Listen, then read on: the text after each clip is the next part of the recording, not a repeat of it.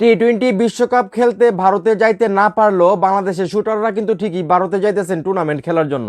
মানে আজব সব নিয়ম বাংলাদেশের, যেখানে টি-20 বিশ্বকাপ এত বড় একটা আসর, যেখানে আসলে ভারত ক্রিকেট বোর্ডের সঙ্গে এবং আইসিসির সঙ্গে যে ঘটনাগুলো ঘটলো বাংলাদেশের মুস্তাফিজের ইস্যু নিয়ে, সে তারপরে কিন্তু আসলে আমরা দেখলাম যে বিসিবি থেকে বাংলাদেশের সরকার সবাই কিন্তু না করছে যে না, এটা দেশের ইজ্জতের ব্যাপার। টি-20 বিশ্বকাপ এবার খেলার দরকার নাই, বাংলাদেশ যদি খেলে তাহলে শ্রীলঙ্কার মাটিতে গিয়ে খেলবে, ভারতের মাটিতে খেলার দরকার নাই। সেটা আমরা সবাই মাইনে নিয়েছি, সবাই অ্যাপ্রিসিয়েট করছি।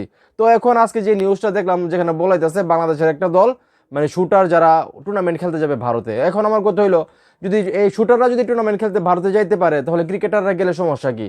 কারণ আমি শুটারদেরকে ছোট করতেছি না, তাদের যে টুর্নামেন্ট সেই টুর্নামেন্ট থেকে কয়েক হাজার গুণ বড় বা কয়েক হাজার গুণ বেশি চাহিদা মানুষের কাছে, সেটা হইলো গিয়ে সেটা টি-20 বিশ্বকাপ। তো বিশ্বকাপে যদি বাংলাদেশের ক্রিকেটাররা না যেতে পারে, সেখানে যদি বাংলাদেশের মান সম্মান কমে যায়, তাহলে এই যে শুটাররা যে ভারতে যেতেছে তাদের মানে ক্ষেত্রে কি মান সম্মান কমে না? গতকালকে দেখলাম যে ভারত থেকে 3,000 টন না 4,000 টন মানে চারা আনা হয়েছে। তো এইগুলা করলে কি আসলে মান ইজ্জত কমে না? মানে ক্রিকেটাররা যাবে টি-20 বিশ্বকাপ খেলার জন্য ভারতে, তাহলে মান ইজ্জত কমে যাবে?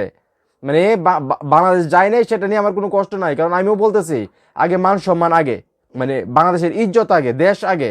কিন্তু সেইখানে যদি আরেকটা দল যদি যাইতে পারে, বাংলাদেশ সরকার যদি পাঠাইতে পারে শুটার টিমকে ওইখানে গিয়ে সেরা প্রতিযোগিতা করার জন্য ভারতে বা টুর্নামেন্ট খেলার জন্য, ভারত থেকে যদি চাল ডাল এগুলো আনাইতে পারে, ওই সময় যদি মাথা মানে ইজ্জত না যায়, মান সম্মান না যায়, তাহলে ক্রিকেটাররা টি-20 বিশ্বকাপ খেলে ইজ্জত যাবে কেন? আমি আপনাদের কাছে